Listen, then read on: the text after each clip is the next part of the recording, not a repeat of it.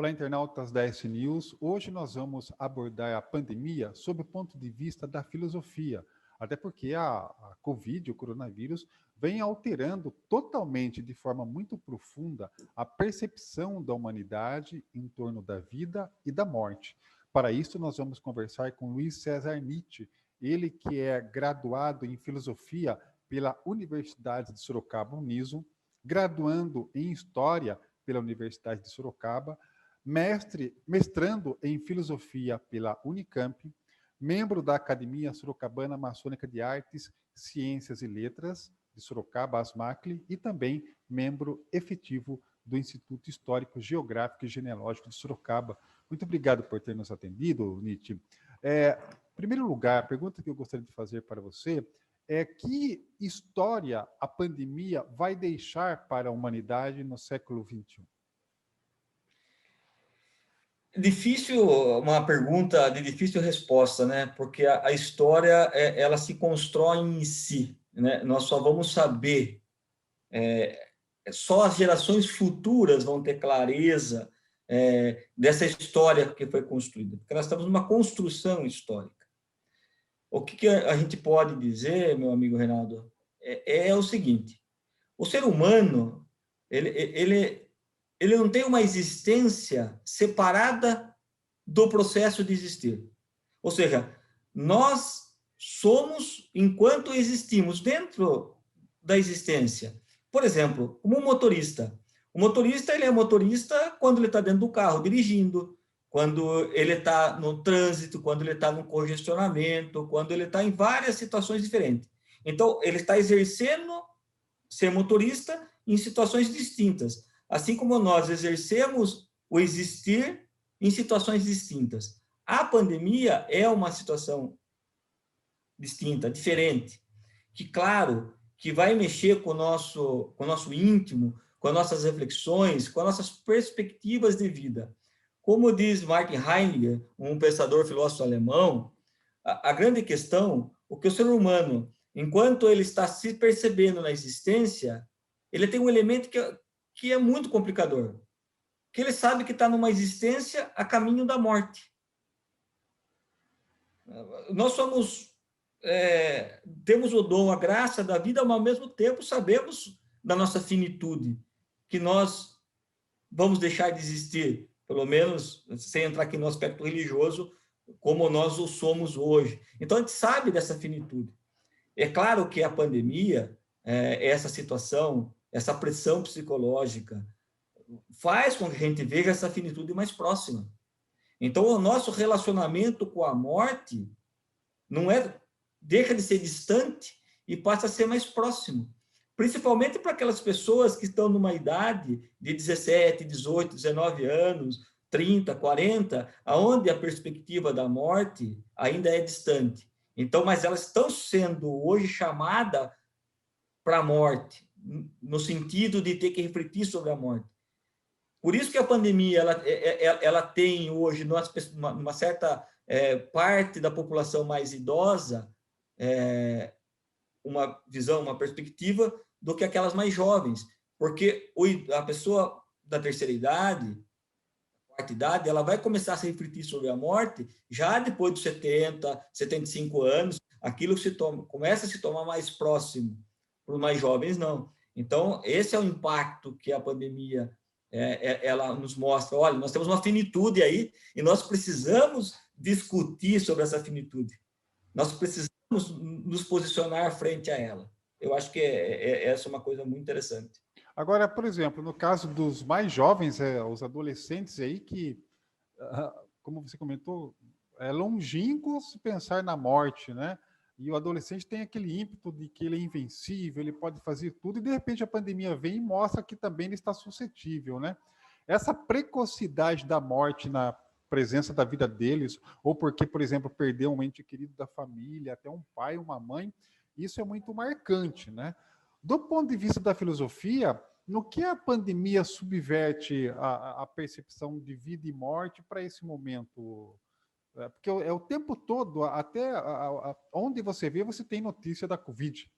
Né? Você parece que a pessoa não consegue fugir disso. Né?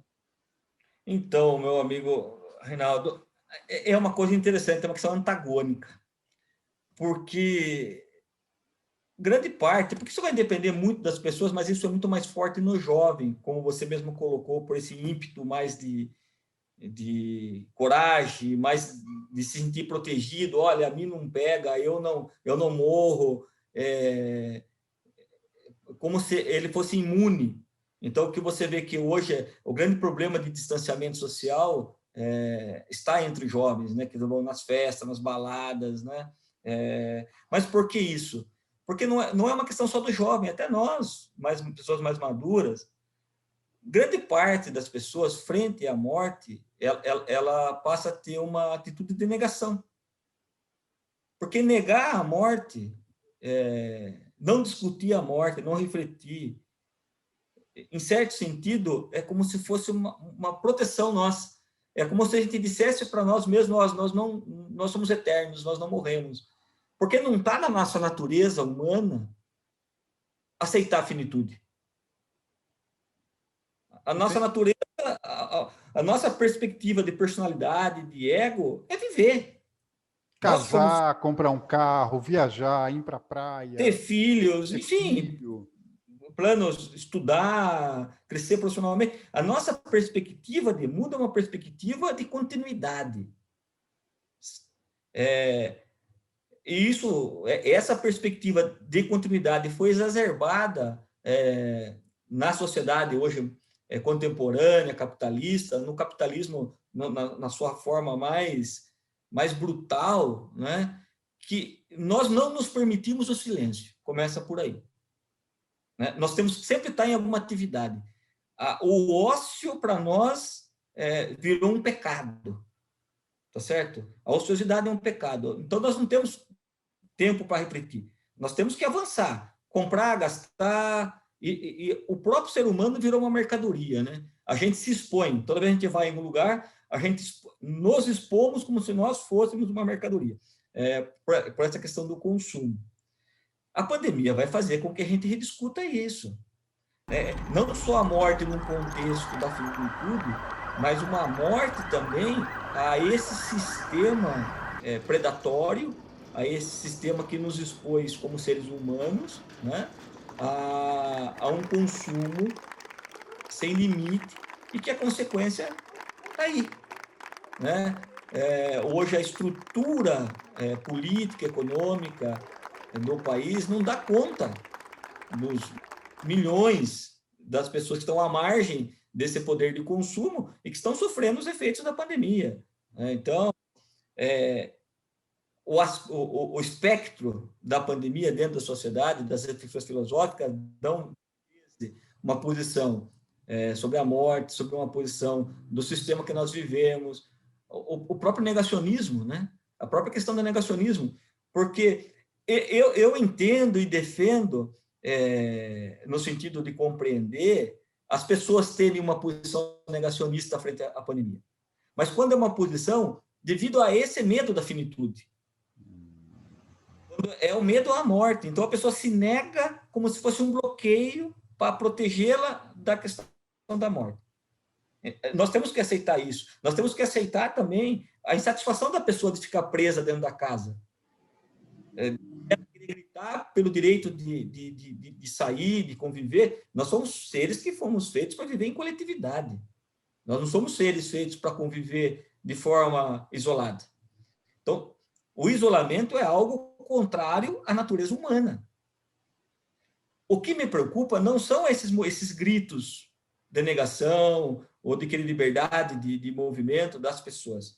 O que me preocupa é a postura política negacionista e também de querer abrir novamente a economia através de não ter esse isolamento social com interesse político, não com interesse da discussão da psicologia humana, das necessidades humanas.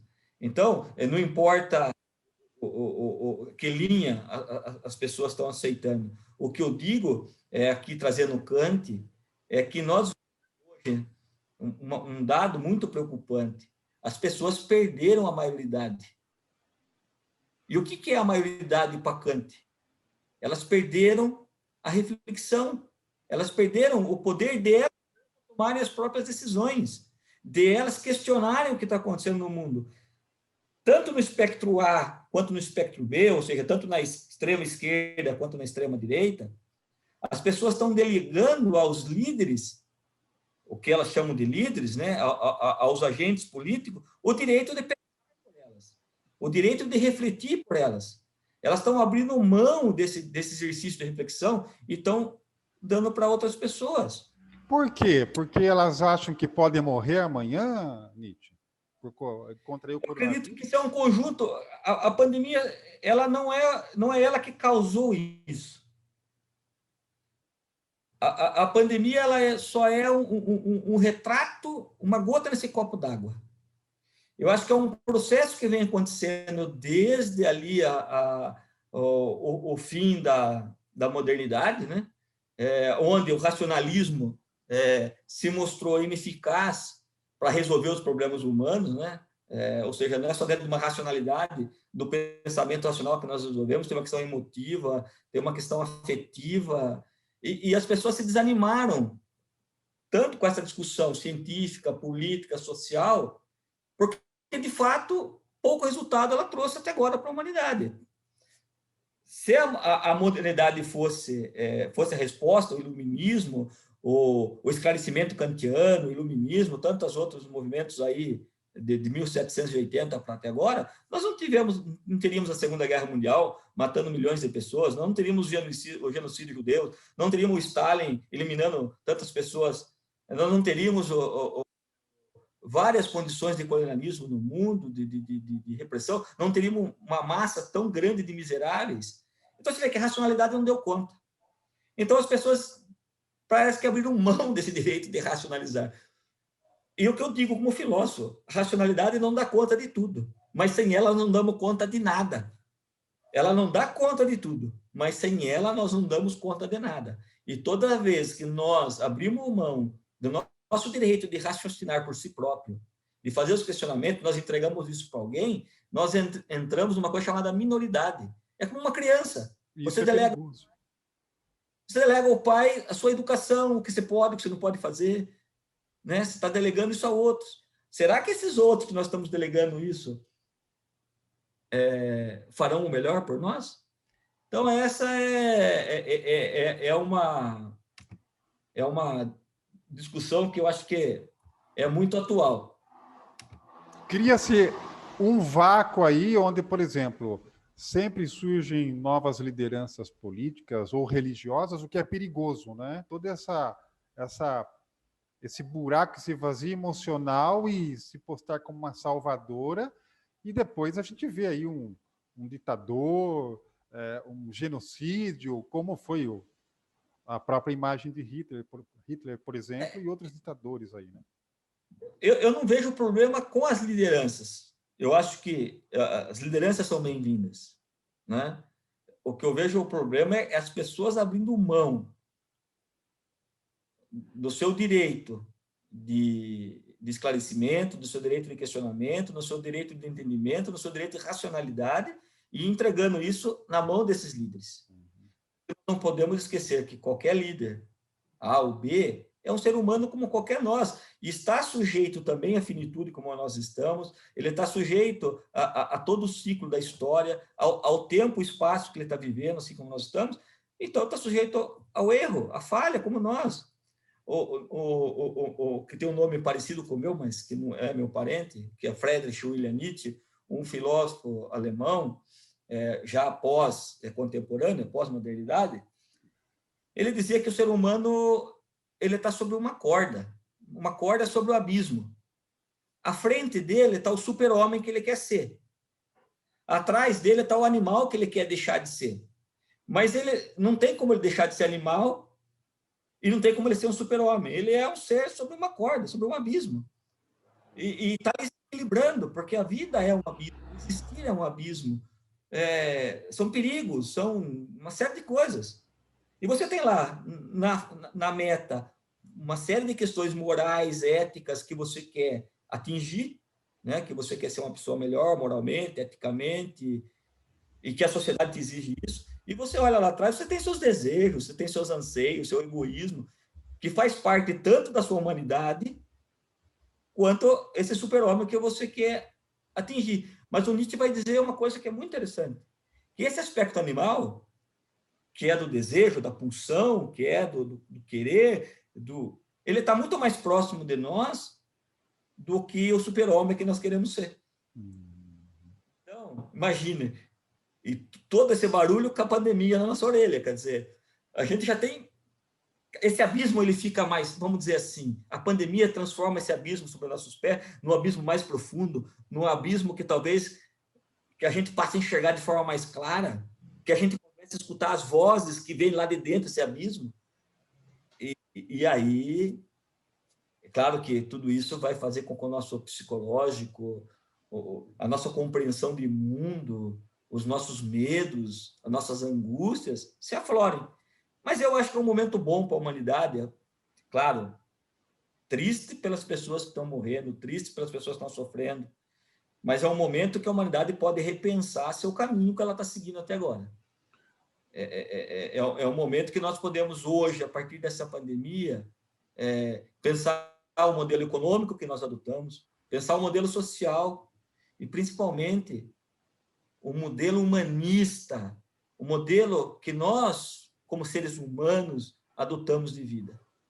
Até porque a gente está vendo agora que quem estava em condição de extrema pobreza, cada vez mais essa situação se agrava e mostra o abismo social, que isso precisa ser repensado urgentemente, né? Eu não quero fazer aqui defesas ideológicas, né? Não vou fazer. Mas também não posso me omitir, né? No seguinte sentido. Nós temos uma sociedade que declara a justiça. A nossa sociedade se declara ser uma sociedade justa. Mas aí eu pego, nós vivemos numa sociedade de consumo, uma sociedade capitalista. O que seria justiça nessa sociedade capitalista? Seria você ter um ponto de partida igual para todas as pessoas que participam da sua sociedade. Como nós somos seres diferentes, é claro que a partir desse ponto de partida, as pessoas atingiam metas diferentes. Mas eu não posso, por exemplo, justificar por que lá da zona norte de Sorocaba, dos bairros periféricos, vamos pegar todos os bairros periféricos de Sorocaba, João Romão, Vila Sabiá, Laranjeira, Vitória Regi, Abiteto, vamos pegar essa massa de jovens que estão lá.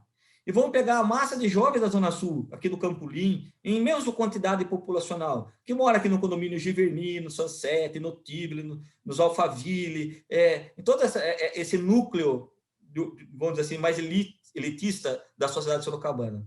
Por que daqui sai 100 médicos, sai 100 engenheiros, sai cientista, e lá dessa outra população sai um médico, um cientista, um engenheiro? É porque esses jovens são menos competentes que esses jovens daqui? Eu não acredito. Eu não acredito. Aí vem alguns dizem assim, mas tem uns lá que saem médicos. Se um sai, todos podem sair. Não. Estás usando uma comparação estatística errada. Até porque esse pessoal da periferia é o que menos consegue. Você não vai vê-los passando no vestibular de medicina tanto quanto os jovens da Zona Sul. Claro, por quê? É claro que pode nascer lá na periferia, como pode nascer aqui também, um gênio. Um cara que tem um QI, uma condição orgânica mental que proporciona que ele tenha uma capacidade intelectual de gênio. Então, ele vai passar em vestibular, mesmo estudando em escola pública, mas nós temos que falar na porcentagem melhor da população, que não é de gênios. O gênio é 1 em cada 100 mil. Então, essas pessoas, elas precisavam ter um ponto de partida igual, ou seja, uma escola com qualidade, uma condição de moradia decente, alimentação decente. Se essa pessoa, ela abrir mão desse direito de estudar, e ela falar, não, eu não quero ser médico, eu nasci para ser artista, eu nasci para trabalhar de pedreiro, não tem demérito nenhum nessas profissões, nenhum. Ela vai exercer. O que não pode é as pessoas serem obrigadas a seguir um caminho por uma imposição de limite social. Ou seja, se eu quero ser médico, eu não posso ser médico. Se eu quero ser engenheiro, eu não posso ser engenheiro. Para mim, só sobra outras atividades que a elite não quer fazer.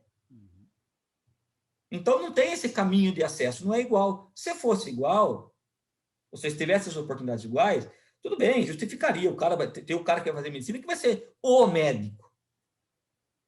Que vai ser o cara que vai se destacar, vai ser o melhor, um dos melhores médicos. Tem outro que vai ser o médico mediano, porque nós temos naturezas distintas.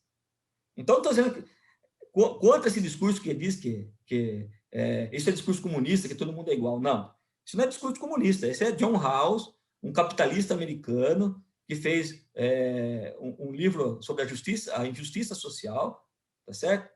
E que ele diz claramente, olha, o capitalismo tinha que ter pelo menos um ponto de partida iguais para as pessoas. E a partir desse ponto de partida igual, as pessoas se destacariam conforme cada qual a sua condição interior.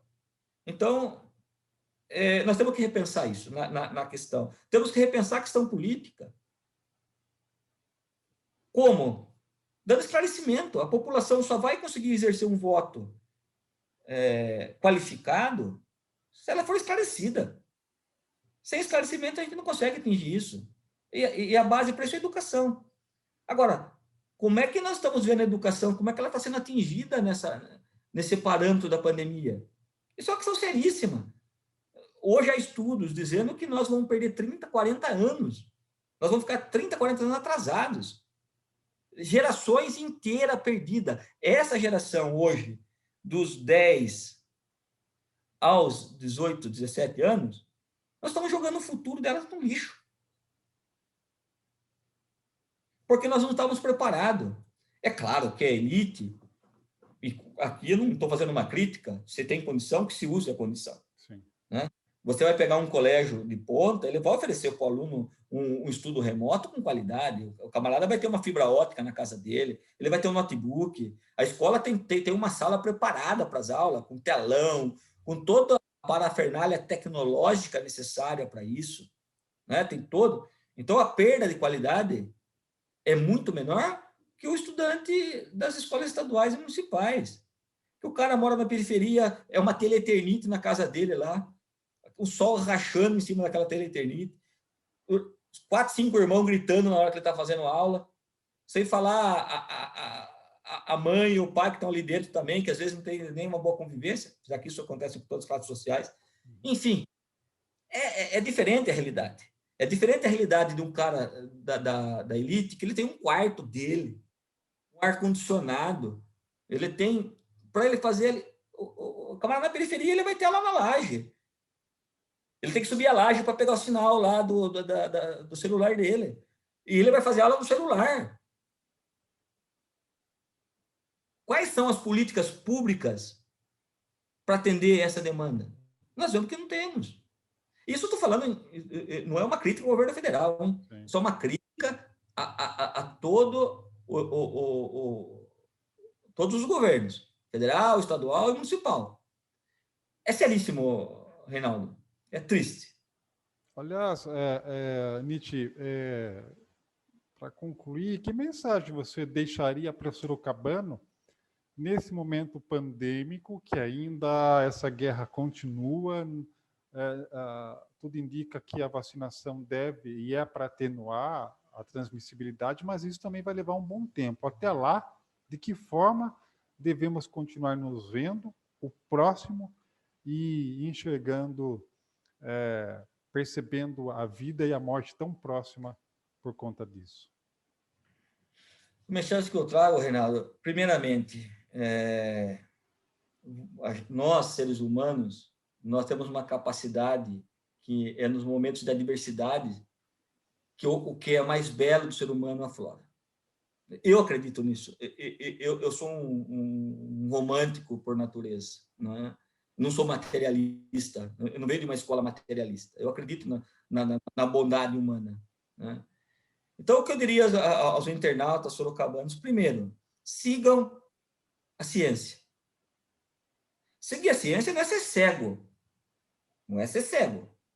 Porque tanto o camarada é cego no negacionismo, quanto o cara pode ser cego na ciência também. né? A ciência está aí, ela nos aponta caminhos. Não abra mão do seu direito de também questionar esses caminhos abertos pela ciência, né? Nós temos que seguir a ciência? Sim, mas não de forma cega. Porque dentro de um espectro científico, há muitas vertentes. Então, a gente tem que também olhar com um olhar criterioso, com um olhar crítico. Mas a ciência ainda é o caminho mais seguro. Né? Esse é o primeiro ponto.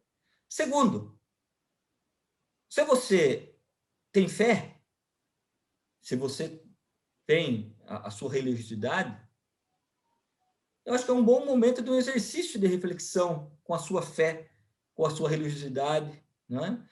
Se você não tem, é um bom exercício para você fazer com a sua própria humanidade, com suas próprias questões morais, éticas, porque aí fora tem um monte de gente passando fome, tem um monte de gente que perdeu o emprego, tem um monte de comerciante que fechou seus negócios. Olha, ou seja por um espírito religioso, ou seja por um espírito apenas de bondade humana, se você puder exercitar nesse momento difícil uma palavra de carinho, de consolo ao próximo, ou de ajuda material, de ajuda espiritual, é o momento. Porque isso vai fazer com que você não se sinta isolado, vai resgatar em você essa ideia da coletividade que é tão importante para nós seres humanos, e vai ajudar o outro também a suportar esse momento. Então, eu acho que se isolar, tem a questão das paredes, tem a questão aí da questão da barreira física, mas a mente humana, ela ultrapassa essas barreiras. A tecnologia nos permite ultrapassar essas barreiras. Eu estou conversando com o Reinaldo aqui, está na sua casa, estou na minha casa. O internauta que vai estar ouvindo, nós estamos chegando até o Caldeiras. Olha, propaguem isso, conversem mais, troquem mais experiências. Pix está aí, não precisa ir no banco, está lá, uma campanha lá, manda um Pix lá para a pessoa. Seu pai, sua mãe, sua avó, seu avô, vai vacinar? Poxa vida, não leve um quilo de feijão. Leve uns 3 sacos de arroz, uns 3 sacos de feijão, umas 10 garrafas de leite, dentro das suas posses, que não vai fazer falta para você, é claro, mas ajude. Então tá aí. Nós temos a oportunidade hoje de nos ajudarmos, de construirmos um novo sentido para a coletividade. Um sentido onde não o indivíduo prevaleça. Um sentido onde o coletivo prevaleça. Não é uma coletividade de egoístas, mas uma coletividade de pessoas que têm algo em comum. E qual é? O que nós, como seres humanos, temos em comum? A finitude. A finitude. Todos nós vamos morrer. Todos, sem exceção. Então, você olha para o outro, e quando você sentir inveja do outro, quando você sentir raiva do outro, quando você quiser o mal do outro, lembre que ele é tão finito quanto você, que ele sente as mesmas dores que você sente dentro de você. E aí, eu acho que isso humaniza.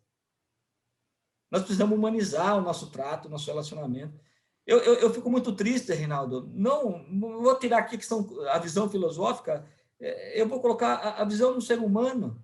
Eu fico triste com esse discurso de ódio, esse discurso de raiva, esse discurso de intolerância, esse discurso de eu aqui, você lá, se você pensa diferente de mim, você não presta.